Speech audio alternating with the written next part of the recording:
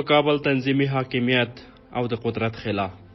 په کابل کې د نجیب د سقوط او تنظیمونو د حاکمیت سره د قدرت خلا کومه تصادفي پیښه نه وه، بلکې ټاکلي عوامل درلودل او د یو پروګرام له مخې د عملیه د خپلو هولناکو نتایجو سره رامنځته شوه.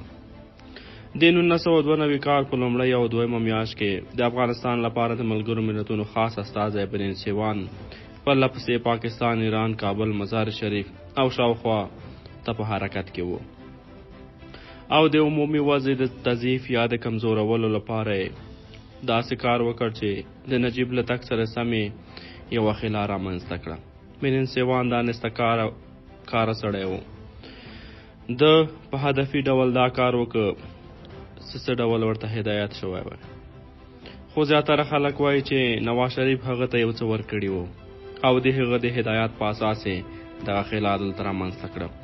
ولې دا یو ساده نتیجه ګیري ده، ښایي تر پاکستان پورته دا طرحه رامنځته شوې وي او څو نور هم پکې شریک وي. دوهم، نجیب د بنین سیوان سره تر کتنو وروسته په خپله په لوی لاس د افغانستان اردو دړې وړې کړه. د افسرانو په یوه لویه غونډه کې چې وزیر دفاع هم حاضر و ډېره یوه خرابه وینا وکړه. وروسته یې وزیر دفاع ته په غیږ او افسرانو ته د لاس پورته کولو په وسیله خدای پاماني وکړه او اردو ته یې پیغام صادر کړ چې زه ولاړم، دا ستاسې کار دی چې وطن څرنګه ساتئ. دا پیغام وطن ته د ملي خیانت په منزلت کې یو کار دی.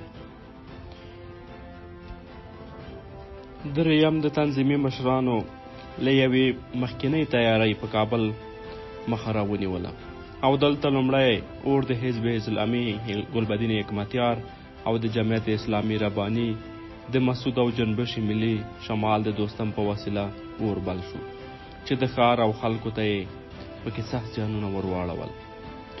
د مسعود، دوستم او ګلبدین د قوتونو له داخلېدو سره د دولت او خلکو د مالونو او کورونو لوټول پیل شول او امنیت او مسؤلیت یو مخیز له منځه ولاړ. په دې توګه د قدرت خلاف خوله ولګوله. د کابل په ډېر بد شکل سقوط وکړ.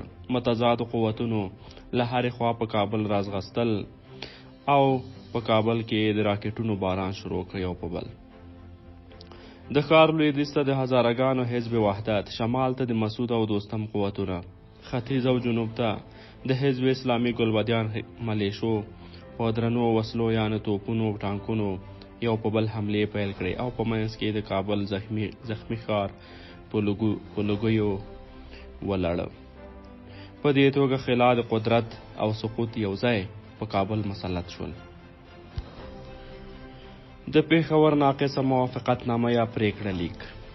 کله چې په کابل کې د نجیب دستګاه ونړېده او د ګوند رهبران نیم د ګلبدین حکمتیار او نیم احمد شاه مسعود غېږې ته ولوېدل او عملاً یوه د قدرت خلا رامنځته شوه، نو په پېښور کې د تنظیمونو مشرانو چې له پخوا څخه د یو بل په مخالفت کې ولاړ و کابل ته د راتګ قاطع تصمیم نشو نیولی. ټولو د پاکستان صدر اعظم نواز شریف هدایت ته کتل څو د هغه په حضور کې اتحاد اسلامي د تنظیم مشر عبدالرب رسول سیاب په مشرۍ په گورنر هاوس پېښور کې په ډېر تلوار او عجلې د 1992 کال د اپریل په 24 نیمه شپه دا لاندې موافقتنامه لاسلیک شوه چې د پېښور د موافقتنامې په نامه شهرت لري او همدغه موافقتنامه وه چې ټول یو د بل په وړاندې ودرول او افغانستان یې د اور او وینو په سین لاهو کړ. د موافقتنامې متن: بسم الله الرحمن الرحیم، الحمدلله والصلاة والسلام علی سیدنا رسول الله وعلى آله وصحبه. د افغانستان د اسلامي دولت د موقت دورې تشکیل پروسه په لاندې ډول جوړه شوه. اول، پریکړه وشوه چې د حضرت صاحب صبغت الله مجددي تر مشرۍ لاندې د یو 50 کسیزه هیئت داخل د افغانستان ته ولاړ شي تر څو د 2 میاشتو په موده کې د کابل د موجوده واکدارانو څخه قدرت په یو ډول بې له قید او شرطه ترلاسه کړي او د دې هیئت مشر به د همدې 2 میاشتو کې د دولت د ریاست ممثل وي. دغه هیئت به د دغې مودې څخه وروسته د عبوري دولت تر اړخه د اسلامي موقت شورا په حیث پاتې کیږي او ریاست به حضرت صاحب مجددي په غاړه وي. د دې شورا موده به هم 4 میاشتې وي. دویم پریکړه وشوه چې استاد رباني د 4 میاشتو لپاره د افغانستان د اسلامي موقت دولت د رئیس او رهبرۍ شورا د مشر په حیث وي. دی به خپل کار رسما هلته شروع کوي چې قدرت د انتقال 2 میاشتې پوره شي چې هغه وخت حضرت صاحب ته ورکړه شوی و. دریم دا پورته موده یوه ورځ هم نه تمدیدیږي. څلورم د صدارت مقام او د کابینې نور غړي به د تنظیمونو د مشرانو پرته د دغو تنظیمونو د 2 درجه غړو څخه ټاکل کیږي. پنځم د صدارت مقام د افغانستان اسلامي حزب ته ورکړ شو. شپږم د صدارت معاونیت او داخله وزارت د افغانستان اسلامي اتحاد ته ورکړ شو. اووم د صدارت معاونیت او د معارف وزارت د مولوي خالص حزب ته ورکړ شو. اتم د صدارت معاونیت او خارجه وزارت د محاذ اسلامي ګوند ته ورکړ شو. نهم د دفاع وزارت د افغانستان اسلامي جمعیت ګوند ته ورکړ شو. لسم ستره محکمه د حرکت اسلامي تنظیم ته ورکړ شو. او دا پریکړه هم وشوه چې د شورا رهبري به علاوه پر تقسیماتو او تعیناتو د نورو لپاره وزارتونه تثبیتوي. د دې ټولې پروسې عمر 6 میاشتې دی او په دې ترڅ کې به د راتلونکي حکومت لپاره متفق علیه شورا تصمیم نیسي. دغه انتقال عمر 2 کاله دی. لاسلیکونه: مولوی محمد نبی محمدی، صبغت الله مجددی، عبدالرب رسول سیاف، قطب الدین هلال، پروفیسور برهان الدین ربانی، مولوی محمد یونس خالص، پیر سید احمد گیلانی. دا یو ډیره ناقصه موافقت نامه وه چې حتی په خپله د تنظیمونو مشرانو هم په هغې باندې انتقادونه کول. او حضرت صبغت الله مجددي خو د خپل 2 میاشتې حاکمیت په وخت کې براله نارې وهلې چې حتی ما د هغې اصلي متن لوستلی نه و او په عجله یې راباندې لاسلیک کړه. ښاغلي مجددي وویل زما سره استاد سیاف وعده کړې وه چې دا متن به راته ښکاره کړي، خو په خپله وعده یې وفا ونه کړه او متن یې راښکاره نه کړ. اوس نو قضاوت کیږي چې د اسلامي افغانستان لومړنی جهادي مشر او د دولت ممثل چې د یو نوي رژیم د لومړی خښ ږدي هغه سند هم نه دی لوستی چې د هغه په اثر دې مشرۍ ته رارسېدلی دی. همدارنګه له بلې اړخه د مقامونو تقسیم په خپله د تنظیمونو ترمنځ د بې اتفاقۍ خښتې کېښودې، لکه چې د دولت لومړی ممثل لا پایتخت ته نه و رسېدلی چې د حکمتیار مسعود او دوستم قوتونو یو په بل وسلوال یرغلونه پیل کړل او ترمنځ د کابل بې دفاع خلک په اور او وینو کې لاهو شول.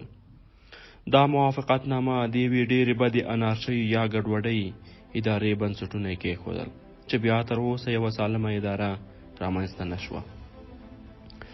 د دولت ممثل حضرت صاحب د جګړې په لمبو کې کابل ته راننوت او دومره مسؤلیت یې نه درلود چې حتی د یوه سفر څخه د راتګ په وخت یې الوتکه په راکټ وویشتل شوه، خو دی روغ پاتې شو. دا ټول د پېښور د دې موافقت نامې اغېزې وې.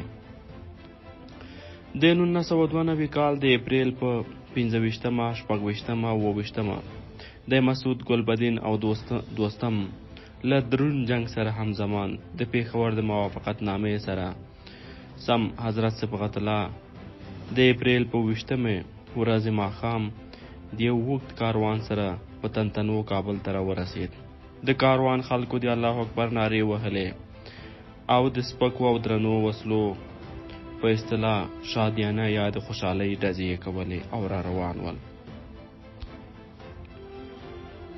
سبا د ورځې په 5 بجې د خارجه وزارت د ستوري په ماڼۍ کې د قدرت د انتقال مراسم په داسې حال کې پرځای شول چې هلته د پخواني جمهور رئیس مرستیالان، پخواني صدر اعظم فضل حق خلقیار، د کابینې غړي، د شورا د دواړو مجلسونو رئیسان، ځینې د ګوند د مرکزي کمیټې غړي، یو شمېر جنرالان او افسران حاضر وو. په لومړي سر کې ډاکټر عبدالواحد سورابي د پخواني جمهور رئیس مرستیال او خالقیار صدر اعظم لنډې ویناوې وکړې او د جهادي شورا د رئیس او د اسلامي دولت د لومړي ممثل په حیث حضرت صبغت الله مجددي ته مبارکي وویله. له دې وروسته په خپله حضرت صاحب یو مفصله وینا وکړه. د نوي نظام مبارکي د ټول هیواد خلکو ته وویله او عمومي بخښنه یې اعلان کړه او ویې ویل باید ټول خلک کینه او خوابدي لرې کړي او هغه چې د خطا او اشتباه مرتکب شوي دي باید د رب العزت درګاه ته توبه وباسي. نور د جنگ وخت نه دی، د وطن د آبادۍ وخت را رسېدلی دی. بیا د حضرت سره خارجي خبرلیکونو مرکې وکړې چې حضرت په انګریزي ځوابونه ورکول او دا مراسم ټول په رادیو او تلویزیون کې نشریدل. دا وخت چې حضرت صاحب د سولې اعلانونه کول، جنگ په شدت روانو.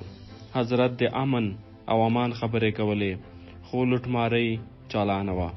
پخواني صدر اعظم خالق یار چې د وزارت خارجې څخه په موټر کې راووت، د وزارت خارجې په مخ کې د مسعود خلکو له موټر څخه راښکته کړ او د موټر یې وتښتوه.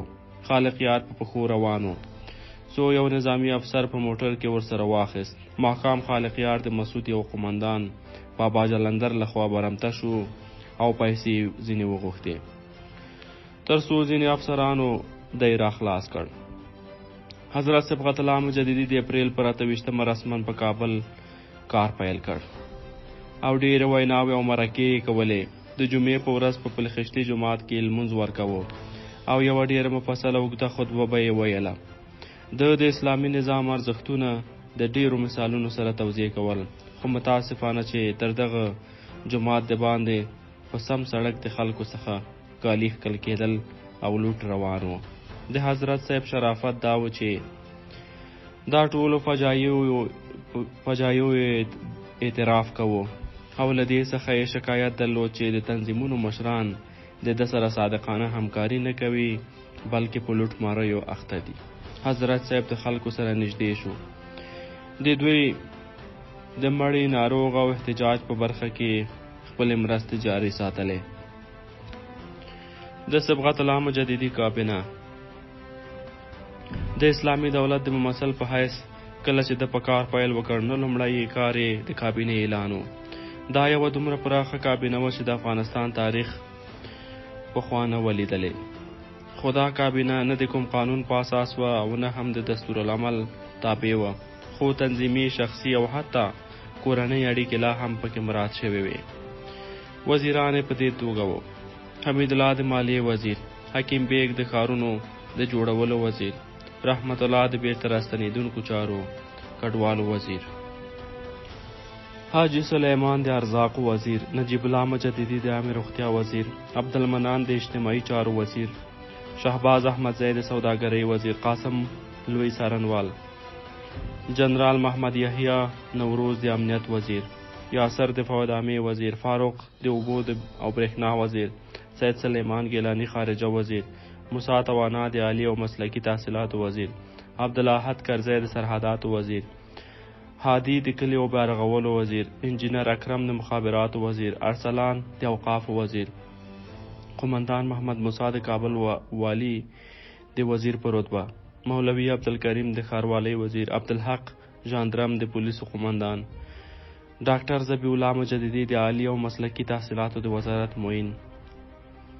ګلبدین د مالیې د وزارت معین، مولوي واسق د اطلاعات او کلتور د وزارت معین، نعیم کوچی د سرحداتو د وزارت معین، خلیل شمس د خارجه وزارت معین، سید اسحاق ګیلانی د غذایی موادو ادارې معین.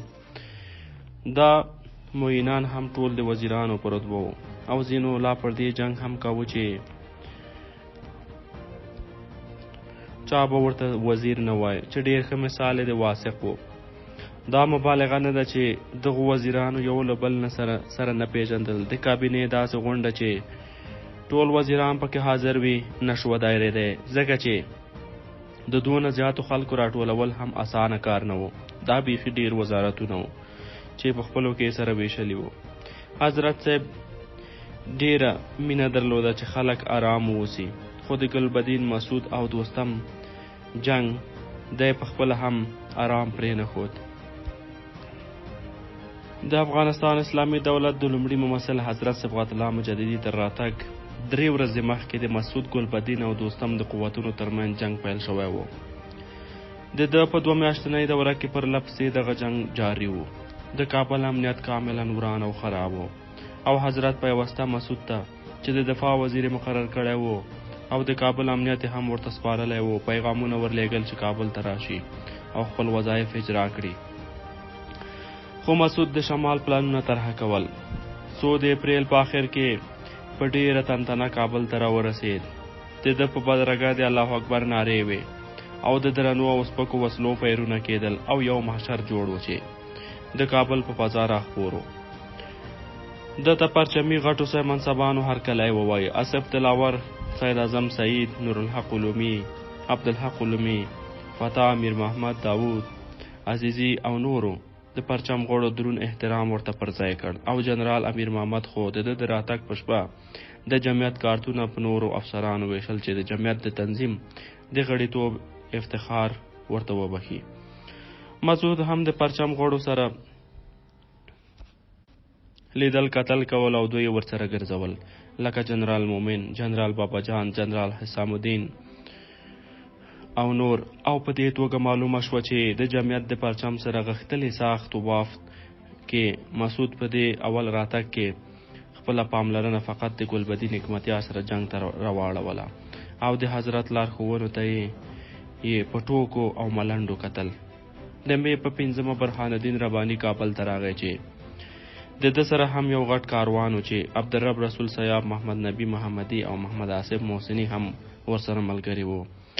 او د پېښور د موافقتنامې خلاف یې بې وخته قیادي شورا تاسیس کړه چې په هغه کې په خپله رباني مشر او آیت الله محسني منشي مقرر شول. قیادي شورا په کار پیل وکړ. حضرت صفت الله مجددي چې هر سنارې وهلې چا نه اورېدې او د جهادي شورا فیصلې زیاتره د رباني د قیادي شورا لخوا تنقیزېدې او لغوه کېدې. رباني د رهبري شورا په لومړۍ غونډه کې حزب وطن پخواني خلق دیموکراتیک ګوند منحل او لغوه اعلان کړ او د ډاکټر نجیب الله ببرک کارمل او ځینو نورو ګوندي کدرونو د محاکمه کولو تصمیم خبرې کولې. په دې فیصله کې د وطن ګونددارۍ په دولت پورې اړه پیدا کړه. په فیصله کې د اختصاصي محکمې د جوړښت لپاره هم د اسلامي دولت تصمیم اعلان شو چې د ګوند هغه غړي چې د مجاهدینو په ضد په خیانت او جنایت متهم دي حق الاب بیرته ورکړل شي او هغه عفو چې جهادي شورا اعلان کړې وه هغه د حق الله په برخه کې ده. همدارنګه ښځې باید د اسلامي حجاب مراعات کړي. دا د جهادي شورا سره د قیادي شورا ټکر یو لوی بحران راوزېږو. دا بحران چې په خپله تنظیمونو د حضرت په وړاندې پراخوو وروسته د حضرت اداره دومره بېواکه شوه چې د سوداګرۍ وزیر شهباز احمدزي، د امنیت وزیر یحیی نوروز چې وزارتونه یې د هزارو د نفوس په سیمه کې و، کله چې د لومړي ځل لپاره دفتر ته تله هزارګانو ونیول او ویې ډبول او د وزارت دروازې د دوی په مخ بندې کړې. دا یو عجیب بحران و. دغه تنظیمونه چې د یو بل په ضد په مسله جنگ سره اخته وو، په ځینو مواردو کې به یو د بل مراعاتونه کول، لکه چې ګلبدین د مسعود سره چې د جمعیت قومندانو په جنگ کې وو، خو کله چې د جمعیت رهبر رباني کابل ته راتلی او بیا یې قیادي شورا جوړوله، ګلبدین 3 ورځې جنگ بند کړی وو. خو 3 ورځې وروسته د ګلبدین او مسعود ترمنځ بیا هم جنگ پیل شو. نو د هوایي ډګر څخه د بیبي مهرو تر غونډیو وزیر اکبر خان ارګ د پښتونستان څلورلارې د اللامان پورې د جنگ لمن راخپاره شو او مسعود هم د تلویزیون په غره یا کوی اسمایي وخوت او له هغه ځایه د کابل د راکټ او توپ تر ګزار لاندې ونیو او په دې ورځ په زرګونو خلک مړه او کورونه وران ویجاړ شول. ګلبدین په حضرت الزام واچوه چې د کافر کمیونست دوستم او د هغه ملیشې د کابل نه باسي او مسعود چې د تیر نظام د کمیونستیو افسرانو لاس ورکړی وو حضرت حمایه کوي، نو حضرت باید استعفا وکړي. حضرت صاحب د ځان ساتنې لپاره د مې په 22مه مزار شریف ته سفر وکړ او هلته دته د دوستم لخوا ډېر تود هرکلی وویل شو. حضرت په یوه لویه غونډه کې دوستم ته د ستر جنرالۍ رتبه ورکړه او د یو ستر مجاهد خطاب یې ورته وکړ او حتی د یو صحابي نوم یې پې کېښود. د حضرت دا عمل لوی عکس العملونه را پیدا کړل. د دې لپاره چې دا قضیه ډېرې رسوایۍ ته ونه رسېږي، نواز شریف د پاکستان د پخواني جمهور رئیس جنرال ضیاء الحق زوی اعجاز الحق او د ISI پخوانی رئیس جنرال حمید ګل کابل ته راولېږل او هغو د مجاهدینو مشران راوغوښتل او د بحران د وضع کولو لپاره د دوی ترمنځ د جوړې کار ته اقدام وکړ. په همدغه ځای کې د پلچرخي د غونډې او یوې موافقتنامې د عقد زمینه برابره شوه. دا غونډه که څه هم په ډیر شدت سره جوړه شوه، کله چې پای ته ورسېده د شاملونو د اودسونو اوبه لا نه وې وچې چې بیا درنې وسلې په غړمبا شوې او د کابل د بې دفاع خلکو په قتل لاس پورې شو. د پلچرخي موافقتنامه د ګلبدین حکمتیار او مسعود ترمنځ د اختلاف او شدیدو جنګونو هر اړخیز تشویشونه پیدا کړل. مخصوصا پاکستان د وضع څخه ډیر پریشانه شو. نو نواز شریف خپل نمایندگان اعجاز الحق او جنرال حمید ګل راولېږل او هغو ته تنظیمونو مشرانو په ګډون په پلچرخي کې یو غونډه جوړه کړه چې هغې ته د اسلامي دولت ممثل حضرت صاحب نه ورغلی. د موافقتنامې متن په لاندې ډول و: بسم الله الرحمن الرحیم. موږ د جګړې اصلي طرفونه په لاندې مواردو توافق وکړ. اول، د جنگ پر بیخي او دایمي قطع او د شمال له مسلح قوتونو څخه د کابل پر خالي کولو موافقه وشوه. د جنگ د دایمي قطع او د کابل د تخلیې د زمان په باب په قیادي شورا او د مصالحې هیئت د لازمو تضمینونو سره تصمیم ونیسي. دویم، د انتخاباتو د تعیین او د کیفیت د څرنګوالي او د هغو د کېدلو ثابت وخت په باب په ګډ کمیسیون توظیف کیږي چې د یوې هفتې په دوران کې به خپل تصمیم اعلان کړي. دریم، طرفین به جدي کوښښ کوي چې د انتقال د دورې د خاتمې وړاندې د انتخابات برگزار شي. د انتخاباتو د معطلۍ په رابطه چې د غیر مترقبه پیښو یا نه مساعدو شرایطو څخه منځته راځي، دواړه طرفه به په موافقتنامه تصمیم نیسي او ذمهواري به یې دوی په غاړه وي. د قدرت د انتقال دوره هم هغه 2 میاشتې ده چې په موافقتنامه کې تثبیت شوې ده. هیڅ تمدید کېدای نشي. د کابل د ښار امنیت د ټولو احزابو لخوا د داخله وزارت په چوکاټ کې تامین کېدای شي. د نورو قضایاو په باب د طرفینو خبرې ادامه لري. انتخابات باید ډیر ژر او اوسنۍ موقت مرحلې پای ومومي، په داسې توګه سرته ورسیږي چې خلای قدرت رامنځته نشي. د ګلبدین حکمتیار لاسلیک او د احمد شاه مسعود لاسلیک. دوشنبه 4 د جوزا 1101 هجري شمسي 15 د می 1992 زیږدیز یا میلادي کال دا موافقتنامه لاسلیک شو. همدارنګه د دې موافقتنامې په اساس د مصالحې کمیسیون وټاکل شو چې مشر یې احمد شاه مسعود و. غړي یې جنرال ایحیان نوروز، جنرال رحیم وردک، ډاکټر نجیب الله مجددي، حاجي شیر علم، مولوي شفیع الله، قومندان انور ډنګر، قومندان عبدالحق، جنرال مومن او جنرال حسام الدین و. جهادي تنظیمونو دا پریکړې ډېرې سړې استقبال کړې او د جنگ طرفونو د اکمالاتو تر پوره کولو پورې دغې فیصلې ومنلې او ورپسې د حزب اسلامي شورای نظار او د حزب وحدت او اتحاد اسلامي ترمنځ داس یو خونړی جنگ خوله ولګوله چې بیا یې هم د کابل ښار او بې دفاع خلک په اور او وینو کې ولمبول. حضرت چې د یو خونړي بحران په غېږ کې راګیر و، بیا هم د امید سترګې پاکستان ته نیولې وې. د می په 26 یو غیر رسمي سفر اسلام آباد ته وکړ او هلته نواز شریف او نورو دولتي جنرالانو د ډیر تود هرکلی وکړ او د توپونو ډزې ورته وکړې. حضرت صاحب ته د پاکستان ډاډ ورکړی او چې آینده چارې به د ده له طبیعت سره برابرې سرته ورسیږي. او په دې ترڅ کې نواز شریف د 10 میلیونه ډالرو چک حضرت صاحب ته ورکړ. د دغه پیسو درک ورک شو. داسې ویل کېږي چې دا پیسې حضرت صاحب خپل جیب ته واچولې، خو په هغه استهزاء کې چې په قیادي شورا کې له مسعود څخه وشوه، هغه څخه دا پوښتنه شوې ده چې 2 میلیونه ډالر حضرت صاحب د بانک څخه ایستلي دي، هغه څه شوي دي.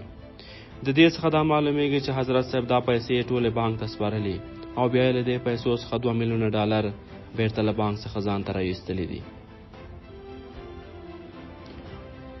د می په 29 د حضرت د سپرلۍ الوتکه له اسلام آباد څخه د کابل فضا ته داخله شوه.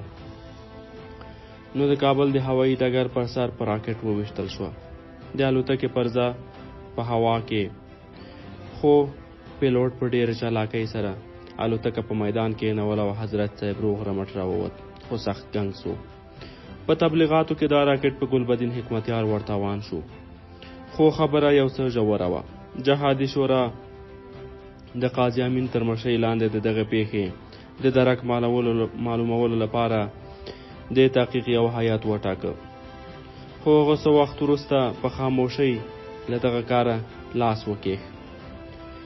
قاضي امین د دې کرښو لیکوال ته په خصوصي تاکید وویل چې چاته ونه وایه چې دا ګزار د جمعیت او شورای نظار لخوا د مسعود په هدایت ترسره شوی و. حضرت صاحب په پخوا کله کله داسې یو قلقله یا داسې یو خبره کوله چې په خلفای راشدینو کې کوم یو د زمان په قید توظیف شوی و، یعنی دلته هدف دا و چې له 2 میاشتو څخه د دوره واوړي، یعنی زه هم باید تر مرګه امیر یا بالمثل ووسم. خو د الوتکې تر دغه واقعې وروسته حضرت دغه هیلې وشکېدې او په توندو ویناوو کې به یې ویل که ماته په زور سره هم وویل شي چې 1 ساعت به تر خپل وخت زیات پاتې نشم، ځکه د دې وړۍ څخه شړۍ نه جوړېږي او دا تنظیمونه فقط د جیبونو ډکولو لپاره راغلي دي. پر دې وطن او د وطن په خلکو 1 ذره هم زړه نه سیزي. د حضرت صبغت الله مجددي 2 میاشتې حکومت. حضرت صبغت الله مجددي د افغانستان د اسلامي دولت ممثل چې د 2 میاشتو لپاره موظف شوی و او بیا یې زړه نه غوښتل چې چوکۍ خوشي کړي. د تنظیمونو رهبرانو له رباني څخه تر وروستي تنظیمي مشر پورې د تشدید اخطارونه او التماتومونه ورکړل او حتی په دې تهدید شو چې په ارګ کې به په راکټونو وویشتل شي. نو د جون 25 قدرت په داسې حال کې قیادي شورا ته تسلیم کړ چې ټول تنظیمي مشران او نور میلمانه حاضر وو او شورا قدرت استاد رباني ته تفویض کړ.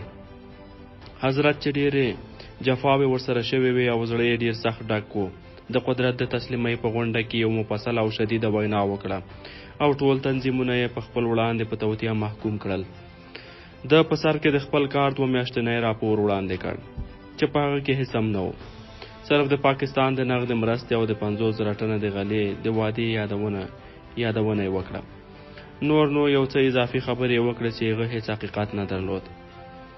حضرت د مسعود او ګلبدین د جنگونو څخه د کابل د خلکو په قتل او قتال یو څه اوښکې توی کړې، خو د رباني او قیادي شورا ځینو غړو غیر مشروع حرکتونه یې وغندل او ویې ویل ما د اسلامي دولت د مشر په حیث عمومي عفو اعلان کړه.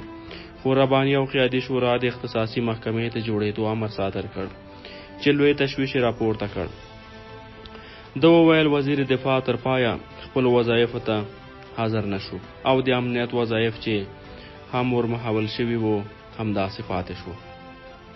حضرت وویل زما په الوتکه د پاکستان څخه چې راتلم په هوا کې د راکټ ډز وشو، خو زه ژوندی پاتې شوم ولې د موضوع د تحقیق لپاره وزیر دفاع هیڅ اقدام ونه کړ.